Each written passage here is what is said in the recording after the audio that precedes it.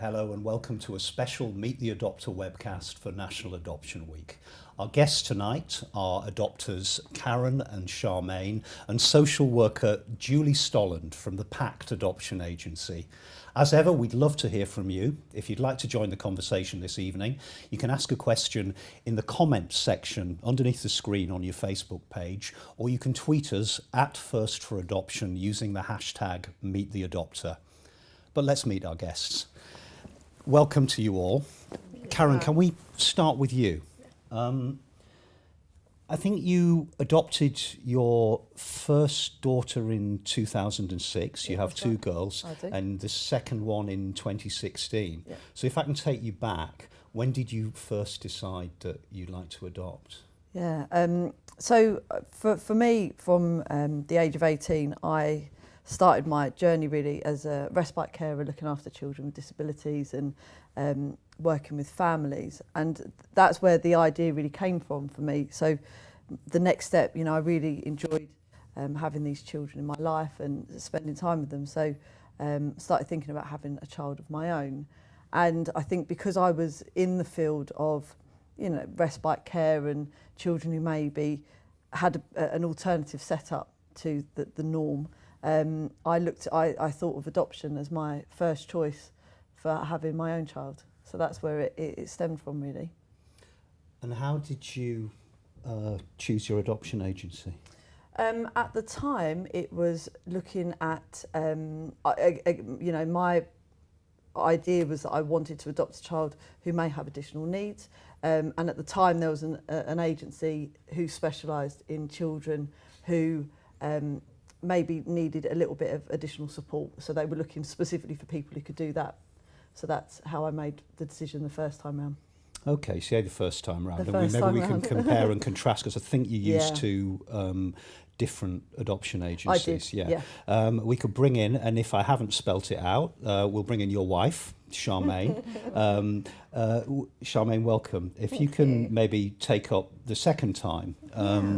So was it, how did you go about an agency for the second time, and was in terms of thinking about the shape of your family and the kind of child that you wanted, was that a conversation that you had at the beginning? Did you have clear ideas? Beginning, middle, end. Yeah, definitely. We spoke a lot about it. Once Karen and I decided that we wanted to extend our family through adopting a second child, we started thinking about the best way to do that. And for us, we knew about the adoptions agency we went through, which was PACT, because where we're from, they had done a lot of promotional work already around specialising in LGBT families. So not just being LGBT friendly, but actually with a very clear message that I took, that they were actively seeking same-sex couples or same-sex families in order to adopt children who may also have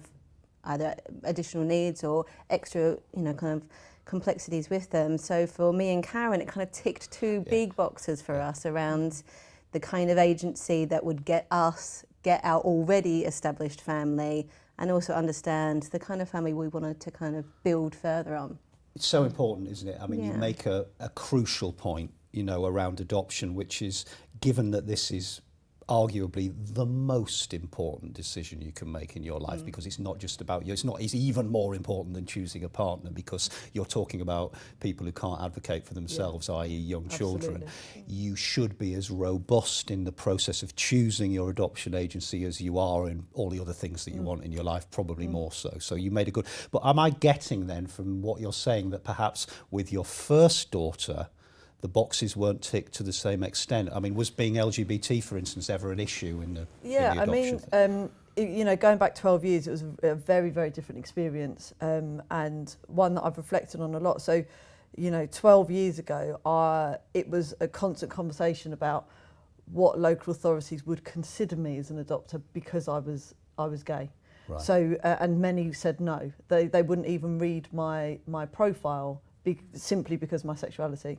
And I remember at the time when I found my first daughter, going to a consortium, and I was approaching local authorities and they were saying, these children all need fathers, so you can't look at any of these children, which was just you know, kind of mind-blowing even for me at the time. But, you know, we are a lot further on in that, I'm pleased to say. And, you know, just like Charmaine said, PACT really, you know, were proactive about promoting our family and all the strengths around that and the positives of it. And at the end of the day, a family is a family, however that is made up. You know, families are unique and different in so many ways, including, you know, same-sex couples. So it didn't have to be a discussion, which was really refreshing. That's great to hear, and I think it really is important to say, and Julie, I'm going to bring you in a moment, if I may, as the adoption professional in the room who works for the aforementioned PACT as an adoption social worker and team manager. It is important to say genuinely, and I can say this hand on heart as somebody new to adoption professionally speaking, that in the last few years things have moved on thankfully massively for the good. You know, there has been a huge growth in LGBT adoption and indeed adoption by people who don't conform to that old-fashioned notion and shape of what a family's like. But if I can bring you in, Julie, as an adoption social worker, what kind of things are you looking for in potential adopters? You know, what are the qualities and attributes? Okay. Well, we are looking, I think, first and foremost for people who have a genuine desire to adopt a child, to make a difference. It may sound simple, but people who actually really love being with children, who have a sense of fun. You know, people that have the space within their home to do that. You know, we're looking for people with a spare bedroom for a child. People that have thought it through very carefully, because it's such a life-changing event. You know, it's vital really that, you know, they've come to that place where they, you know, they think they can do this and they want to do this. Again, it's great if people have a brilliant support network around them, because I'm sure, Karen and Charmaine, you know, there are times when you really need to call upon that. So again, that's, you know, what we're looking for. I mean, again, as you said earlier, really, we're looking for people that reflect today's society. So single people, LGBT families, couples with children, couples without children. In terms of age, there's no lower age limit. There is a lower age limit. There's no upper age limit at all. So again, it's a diverse selection really of people, you know, that we're looking forward to meeting, hopefully. So. Thank you. And can you talk a little bit about the process? So somebody like Karen or Karen and Charmaine come to you and they express an interest in adopting a child. In this instance, express an interest in adopting a child with, for want of a better term, additional needs. So, you know, perhaps a child that has motor challenges, or, you know, is developmentally not at the same rate as all children. What happens next? Sure. So again, I think there's a lot of myths about the adoption assessment process. Some people might think it's scary, but actually most people, when they've gone through it, when they come to panel, they'll say to us, actually, that was a really great experience. We really actually enjoyed it. But to start from basics, so obviously if people are interested, then the first thing is to make an initial contact. So pick the phone up, contact PACT, contact another adoption agency, come to an information event. I'm sure that's what you guys did, when we give a sort of summary overview of the process. Then you come in for an initial interview. So you would meet with a social worker. You would have an opportunity to ask lots of questions. They would ask lots of questions of you. If you still like what you hear, you know, things are looking good, then we would offer you an application. You complete that. You then begin what we call a stage 1 process. That's what I always think of as the sort of checks and balances process, where you know, we have a police check, you go for a medical and so on. That usually on average lasts a couple of months. Then if successful, we go through to what we call stage 2, and that's the really exciting bit. So that's when you get allocated your social worker, you begin your adoption assessment, you'll have a series of home visits, you'll get to know that person really well, lots of questions. Again, then at the end of that process, you would then go to what we call our adoption panel. So again, it sounds quite formal and quite scary, but when people get there, actually they're ready to do that, So they go to the adoption panel with your social worker to support you. A decision is then made to approve you. That's then ratified by the agency decision maker. You get that then formally afterwards. Then even most exciting then is your kind of linking matching stage. So that's when you're getting the profiles of the children coming through to you, shared with you, your selection of children.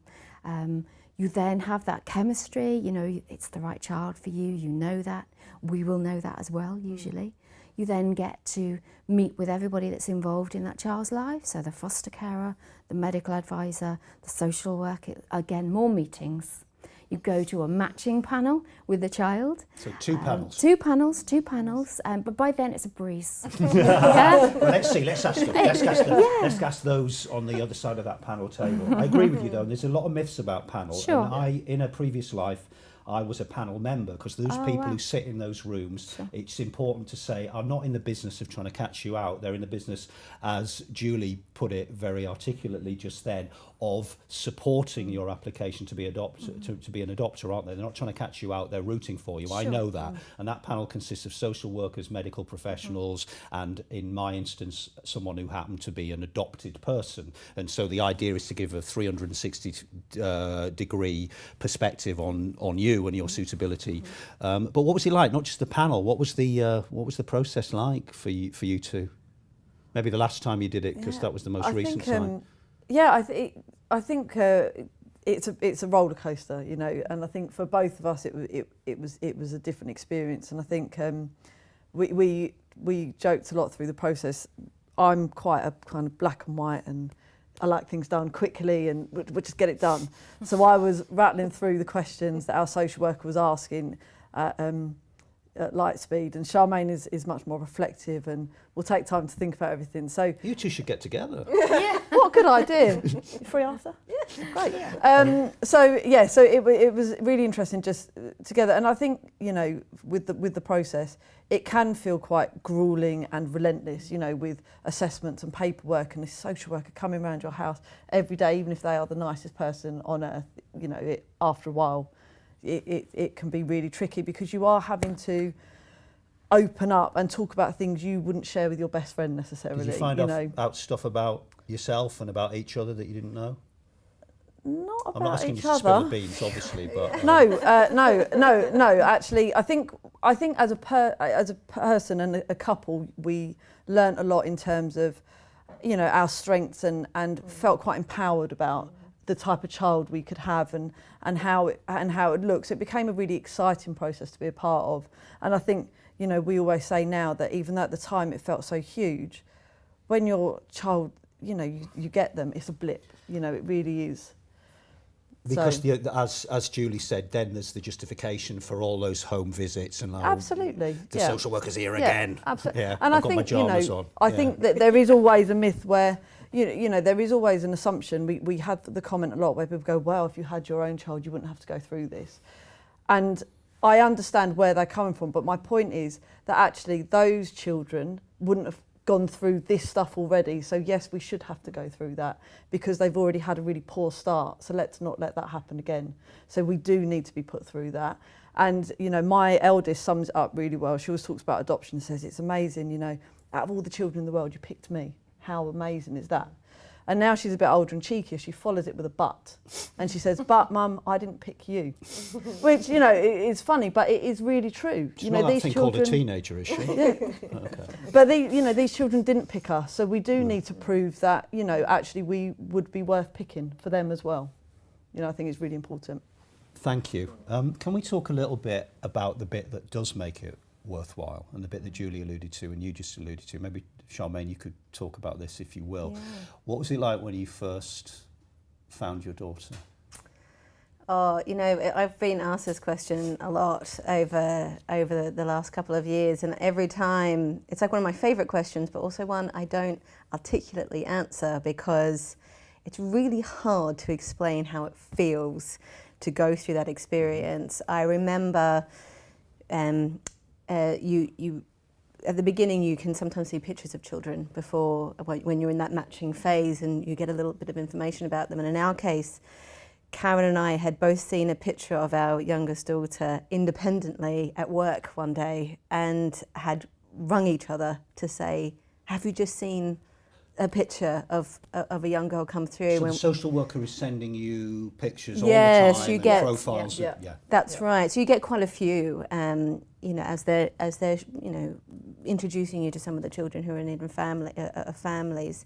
And we had seen quite a few by then, but there was something about this particular picture and this particular blurb about this very little being that got Karen and I interested. And a few things happened along the way. You know, we weren't too sure and things like that. But we got a call to say that it was possible for us to meet her. Actually, she's very young, so in very rare cases, sometimes you're able to meet the child beforehand, not saying anything about why you're there or anything. She's a very small child. But the reason why I'm telling you this is because as I was driving to the place where I was going to go and meet this child who might potentially one day become my daughter, it is the strangest feeling in the world. It's so alien, and actually I felt so full of worry about whether Karen would feel the same way as I did. What if I liked her? What if I didn't like her?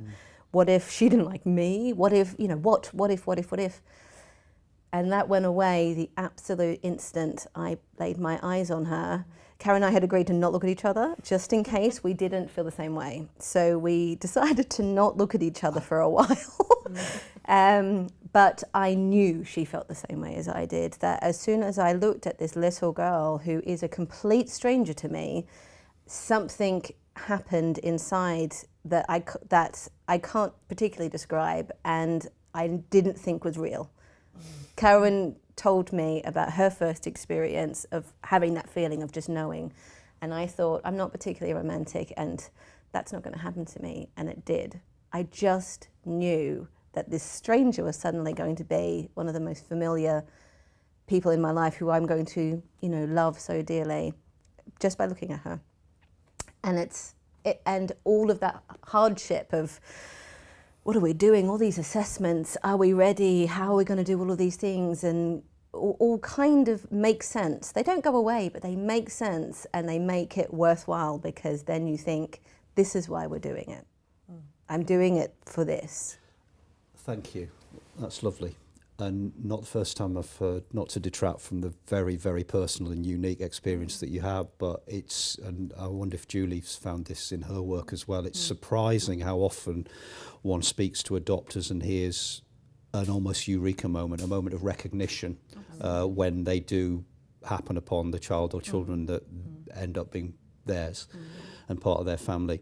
I wonder if, and it is your daughter's story, and I'm mindful of that, but if you could tell her a bit about this little person. Now, you had said that you'd made a decision together that you wanted to parent a child with, again, apologies for the label, additional needs. So was this little girl poorly? Was she... Yeah, so she was presenting as extremely delayed in all areas.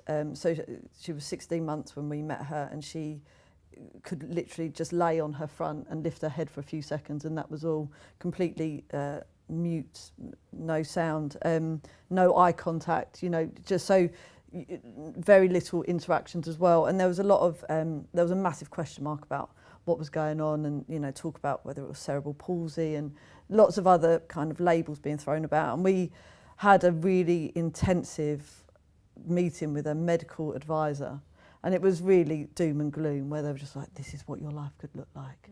It could be this, it could be this, and it could be this, and oh, and she's not doing this and she's not doing that. And then at the end, I was just like, she sounds great. She sounds great. I'd like her. You know, and there was lots of, oh, you really need to think about it. And we were just like, she's ours. She's perfect. It's perfect. So, you know, because my thing is, my question was, but she might not have any of this. You're making a very big assumption. It might not be any of these things. So, and, you know, for me, it was completely irrelevant. I'd already fallen in love with her. But so now we are in the process of finding out what's going on, you know, and she's progressed amazingly well, but is, you know, a quirky little bean, to say the least. What is she now? I'm rubbish at She's maths. 3 now. Okay. Yeah, she was 3 at the end of May. So lots going on for her, and we have an amazing team around us. But so she, you know, in terms of when we talk about labels, you know, her labels that she has. So she's been diagnosed with autism. She has fetal alcohol effect. She has a visual impairment. And she has an undiagnosed genetic condition, which explains her motor and muscle issues. And how long is a piece of string in terms of finding that information out? Because that is, you know, literally a needle in a haystack, scanning every chromosome to look at what the issue might be. So, you know, she has a lot going on. But if you met her, you wouldn't necessarily leap to all these, you know, assumptions. And for us, they're irrelevant. You know, the labels, if they open, you know, doors for services that would help her or help her understand herself or us understand her better, brilliant. I'll accept the labels. For any other purpose, she just is who she is. You know, it just makes her who she is. You probably can't answer this because you're you, both of you, but where do you get this? I don't know if I could do what you have done, take that leap of faith, however much I loved that little being who really needed me. Where do you get this confidence from? I think for both of our children, we just see them as little people. You know, they're just these people, and, you know, I always say that actually it's the adults that have just labelled them their whole lives with all these things. My kids don't care they have a disability. If it, you know, both of them, you know, my eldest in particular, she's really proud of it. You know, she uses it to try and get out of lessons at school. It's brilliant. You know, she's very crafty with it. But, you know, I think it's just part of who they are, and it shouldn't be a negative, you know, and I think we are very confident in that approach in our parenting, that everything that makes you you is a positive. This is a really positive experience, and yes, you might have to find different ways of doing things, but that's no problem. You know, we're all really different, and I think, you know, we quite like having a quirky family, and we just celebrate who we all are in that. I think, Julie, I can see why these two were approved as adopters. I don't think they probably struggled through the assessment process. Sure. Obviously, what Karen's just outlined is very particular to their daughter. I wondered if you could talk a little bit, and you know, there are, like all children, adopted children are beginning their life, so it's very difficult to predict how they're going to develop and how they're going to turn out, and I think you made that point really well. But sadly, because of the nature of adoption, we can predict potentially some of the challenges that come with children placed for adoption. I wonder if you could just talk a little bit. For instance, people who are reading up on it may have encountered this notion of attachment. Sure. Could you talk a little bit about that? Yeah. Of course. So again, it's not surprising really, because of the experiences that children have had before they're placed for adoption. You know, children generally today adopted, you know, have had that adversity. They may have had witnessed domestic violence, you know, all sorts of things, all sorts of difficulties really, which then impact on their development, but also their ability to trust adults. So it's, you know, very loosely connected with their attachment, really, their ability to be able to connect, you know, with a family, which is going to take time and patience. And again, I think that's when you need an agency really that have a robust system of services, of support, to help you with that. But also, as you said earlier, I think first and foremost, it's about seeing them as children first rather than the labels, because not to let that put you off. Because the children, we never fail to be amazed how brilliantly they do, you know, with the right type of parenting, with that support, that nurturing, you know, that you have all of your training, don't you? You know, you have that insight into parenting, strategies, and they do so well, those kids. You know, it's just amazing when we come back and visit them, how much they look like their family, but how well they develop, you know, because as you said earlier, when you go for your medical meeting with a medical advisor, often it can be doom and gloom, you know, and they're often sort of covering themselves because they have to, and we understand that. But again, you know, with the right type of parenting, you know, with patience, with empathy, curiosity, you know, acceptance, all of those things, it just makes such a huge difference to a child's life, and it's just a wonderful thing to do. So I'm constantly gushing about it. You mentioned support, and if I can turn back to you, Karen and Charmaine, despite the fact that you're clearly supersonic beings, you two, I think you're fantastic. You presumably need outside support.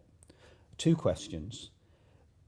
Was there ever a time, because understandably I think hearing stories of adopters, we like to think that we can do it all on our own because we have this, however realistic we are and unromantic as Charmaine has confessed to being, we have this fantasy that we can love these children into being happy and all the things that and we probably can love them into being happy, but we can't love them into being well necessarily. So did you have was there a point where you thought we can't do this all on our own and now we ask for help, or was it negotiated up front? Was it always going to be a part? Maybe it is when children do have identifiable needs. How does the support thing work? And did you ever feel cautious about asking for it or embarrassed about asking for it?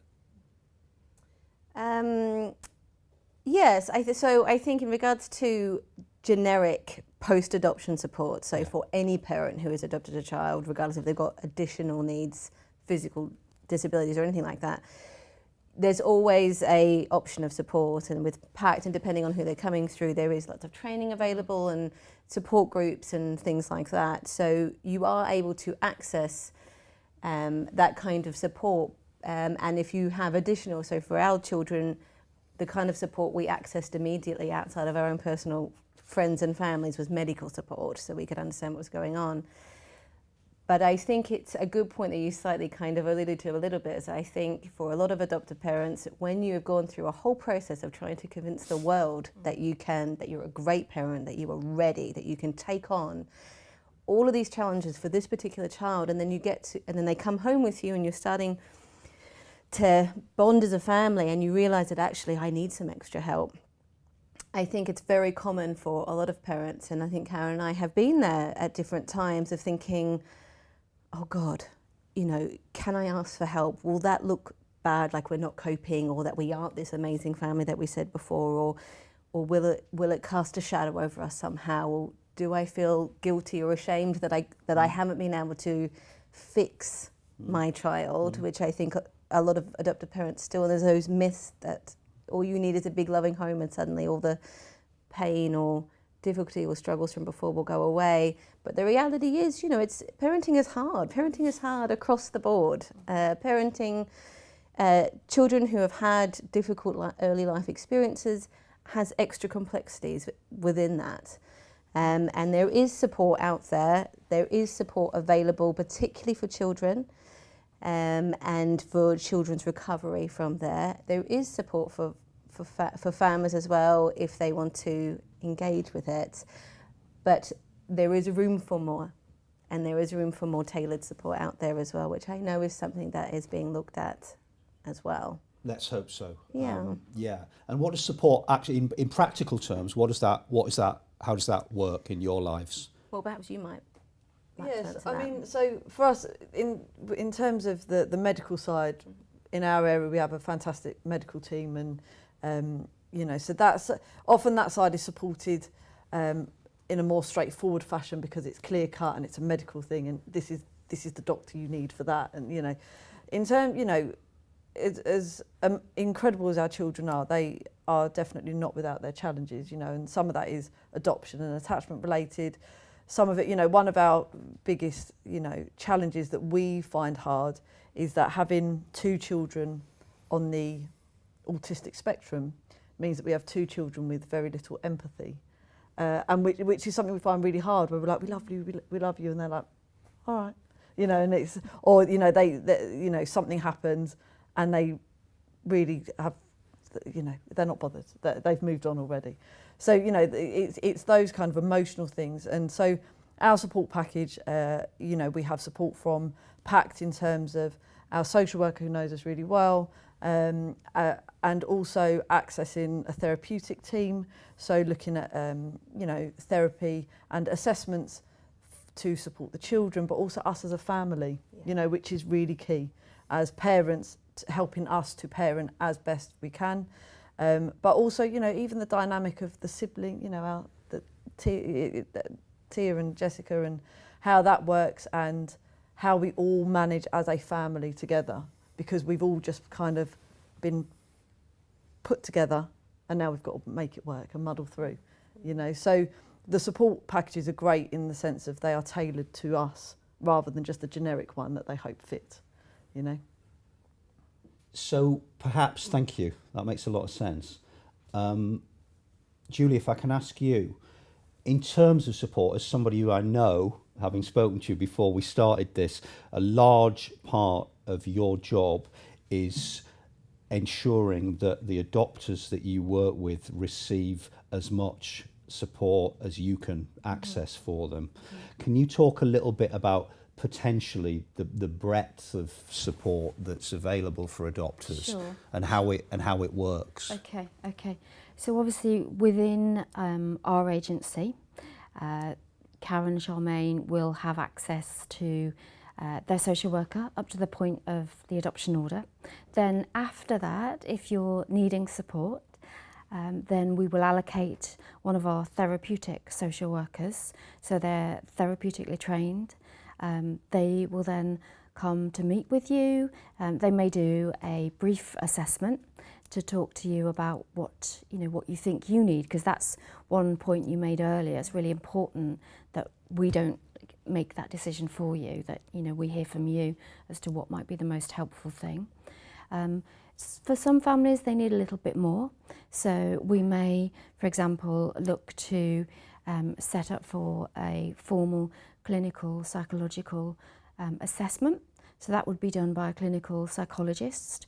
That could be funded by the Adoption Support Fund.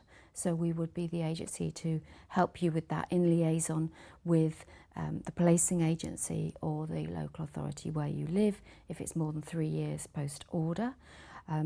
The clinical assessment work would then inform the type of therapy that might be best for your child, and also would identify if you had any specific support needs as well, such as therapeutic parenting support work as well. So then if that was the situation, we would then do another application to the Adoption Support Fund for a package of therapy, and again individually created to meet the needs of your child and also for you. In addition to that, we within PACT, within our agency, we have our adopter champions, who are approved adoptive parents who've been through the process. They've got the t-shirt, they know what it feels like. So again, we can put you in contact with them or with other PACT families, because there's nothing like that, is there really, to talk to other people that have actually been through the same process as well. So we have other things as well within our agency. We have fun days, we have some therapeutic parenting courses as well that we do for families, again post-placement, just to meet with other parents, talk about different strategies, not feel so isolated. Is that really important is it a bit like when you have a biological child and you have your cohort from the workshops and the classes? Yeah, definitely. I think that's really important, going on that journey with other people and being able to check in. But I think also just being able to talk to someone else who has an adopted child is really different, because I think we often come up, we'll say something about one of our children and the response is going, oh, all children do that. It's like, well, I don't think they do. I don't think all children do this at 3 o'clock in the morning. I'm pretty certain. And, but then you might go to an adoption group and they're like, oh, yeah, like we're all there with bags under our eyes going, we've all been up since 3. So it's that common ground is so important. And actually something that PACT also do, which is so invaluable, is that they also offer support to family and friends. So it goes outside of just the people that have adopted this child, but they also acknowledge that, well, actually these people rely on their family and friends to help them too. They need training to be able to support them best. So they really have thought of pretty much everything. So yeah, it's really key. Thank you. Can I talk to you a little bit about your older daughter, because she must be, as you say, a teenager now. So you've got one who's about to enter the school system in September, and you've got one who's deep in it, GCSEs, as you say, GCSEs. Yeah. How's school been? Because that can often be an interesting negotiation process for adoptive families, shall we say? That's a very good way of putting it. Yes. Schooling has been a challenge, I would say, most definitely, because I think both of our children, they are described now, the new lingo is that they have hidden disabilities. So they look pretty normal, but there's a lot going on. So I think that that's been a real challenge to get people to understand the complexities of their needs. But I think our biggest battle that we have daily is that I don't even really want schools to understand all of their additional needs. I want them to understand them as a person and go, this is who they are, this is what they've been through. It might have an impact, let's support them. As as I think all children should have. And I think, the both of our children have education, health and care plans. So, it's also the battle about funding and everything else. And I think it's really important, when you adopt a child that thought is given to the schools in your area, basic questions. Are there other adopted children at that school? Is there already a presence there? Are the school attachment aware?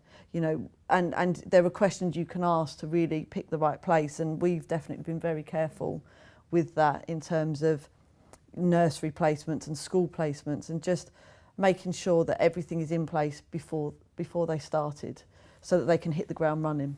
Because I think that's the key. And I'm a primary school teacher by trade anyway, so I think I'm their worst nightmare as a parent. But my point is, actually, for both of our children, we're in agreement that academically that isn't our priority. If I go to parents' evening, my questions are they happy? Are they doing what they should be doing? And are they making progress for them? Are they reaching their full potential of what they want to do? And if the answer is yes, I walk away really happy.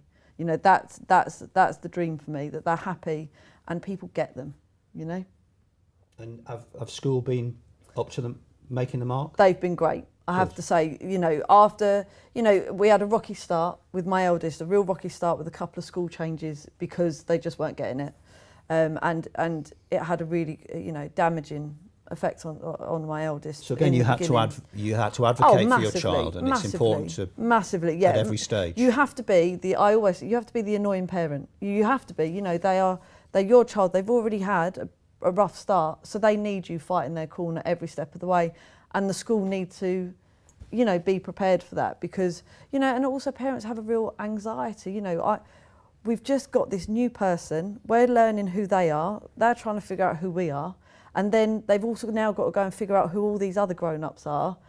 And that's a really scary, scary for them, but also scary for the parents. So it's really important that you are always there, fighting their corner and advocating for them and making sure that, their voice is heard within it all. Well, it sounds like you're doing a good job of it. Trying our best. Continue. Charmaine, can I ask you again, sorry girls, you're not here to talk for yourselves, but I'd like to ask again about your older daughter, if I may. She's a teenager. Inevitably for any teenager, that's the time of life when we start to try and make sense of how we fit into the world. For adopted children, that can be a particularly complex time because they're making sense of their history and their life before you. And it can also be a stressful and scary time for adoptive parents. I wondered how it's been for you. And I mean, one of the things that people outside adoption I know can find quite troubling is this idea that the children had a life before they came to your family, and it looms large, as it should do. Thankfully, we're much more, and I was adopted in the 1960s, and we're much more enlightened now about the idea that these children had a previous life, and the adopted parents are encouraged to be as open as possible, aren't they, about that? But how's it worked in your family, and is it challenging? Or? Well, I mean, really, I should let Karen answer it because she started this journey a lot before me. But it's a big thing that comes up about whether or not to tell your children they're adopted, and if so, when, and how much do you incorporate that. But in both of our children's lives, and it's coming into play more with our eldest daughter now, is that her adoption story is so integrated into her identity, and it has been since she's been able to understand reading, because you have things like your life storybooks, and you have books that Karen often made, and we've continued throughout her life, telling her story first through pictures and then through things that we've done together. So coming up to that really important transition period of a teenager's life when you're thinking, oh my God, who am I? It's not a surprise, the adoption stuff, and it is something where the conversation has been open forever to have at any time, at a pace that she has been comfortable to ask questions about it.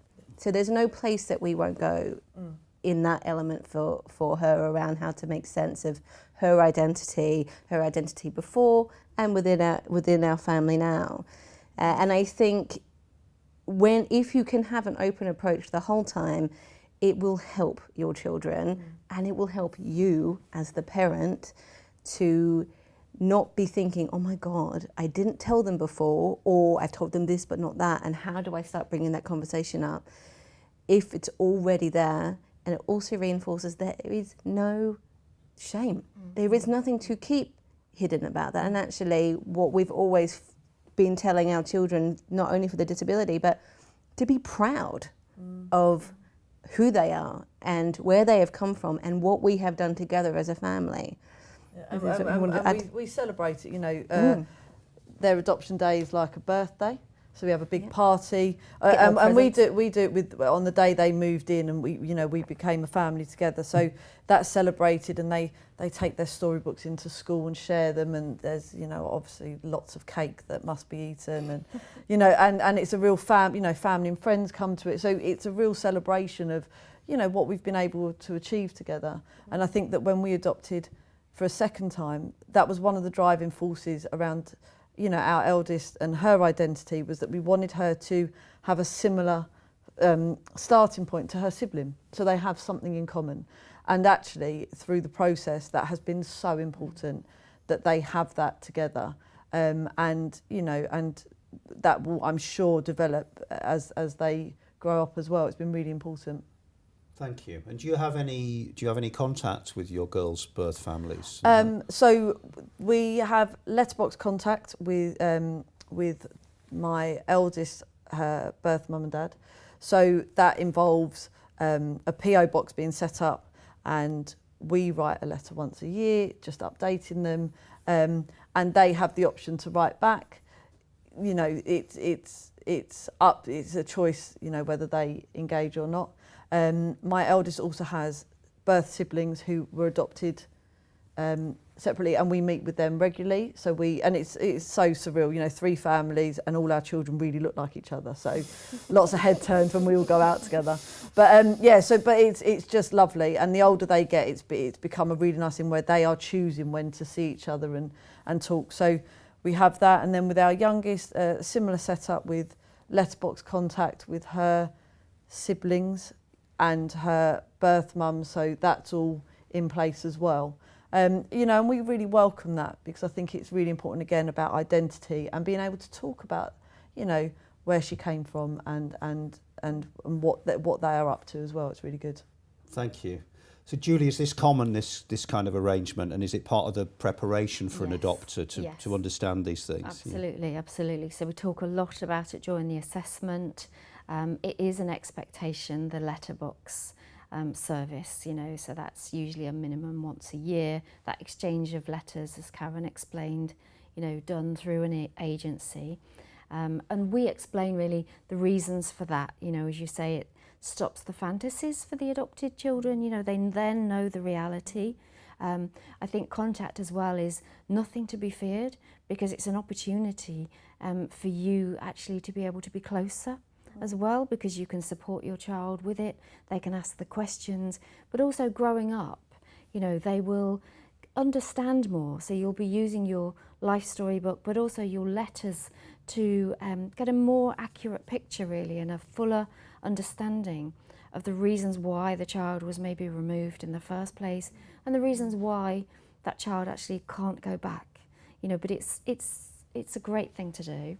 You know, as I say, it stops the fantasies, it helps with the attachment, you know, it helps with the nurturing, and it is part of a child. You know, you are adopting a child, and when you do that, you're also accepting another family, and it's just acknowledging that, really, isn't it? So again, you know, I think for some families writing that first letter can be quite a scary thing. So we would give advice, we could give examples of that, we could, you know, get one of the therapeutic social workers to talk you through that, so that you're not on your own thinking, gosh, what do I write, what do I say? You know, we can help you with that every stage of the way. For some children may have direct contact as well. So again, perhaps for children that were older when they were placed, you know, they will have memories of their birth family. So it may be, for example, a direct contact meeting with a grandparent, or as you say, siblings. And how amazing is that, to be able to grow up with your siblings, to see them every year, to grow up, know that they're safe, they're happy, you know, to then have that sort of normality as an adult, really, to have that brother-sister relationship that, you know, you can only really get, can't you, from growing up together, to have that comfortableness. So yeah, I mean, I think these guys do an amazing job of contact, and they're open to it, not frightened by it, not threatened, can understand the reasons why, and you just do it, and that's great.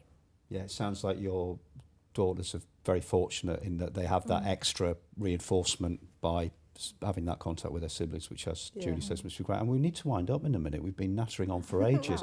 But Julia, can I just ask you a question? Because I know you've been a social worker for most of your professional life, and I just wondered, and you're clearly still very engaged and passionate. I just wondered why you chose that as a job, because it's not an easy job. I wonder why you became a social worker. Absolutely. Well, for me, I was an adopted person. I had a really happy adoption experience, and I wanted to give something back, you know. And I also had a reunion with my family, which was amazing. And that's why I do the job that I do. And I think it's important, because having that experience, having that understanding is the reason I get up every morning, and it never feels like work. You know, it's my passion. I can't imagine doing anything else. Wow. So. Well, I was fortunate enough to have been part of a very happy adoption and an equally happy reunion, and we didn't make this up. This is just how the dice has fallen this evening, and I can only hope that Karen and Charmaine's children have as happy adoption as clearly you and I did, and indeed that adoptions out there for people out there are as successful as ours have been. We can only hope. It's not an easy thing. It's an extremely tricky and problematic thing, but we wish you well. Thank you very much indeed for joining us, Karen, Charmaine and Julie. That's all we've got time for. Obviously, as ever, you can find out more information about lots of the things we've been talking about at the First for Adoption website, firstforadoption.org.uk. Thank you for watching. Bye-bye.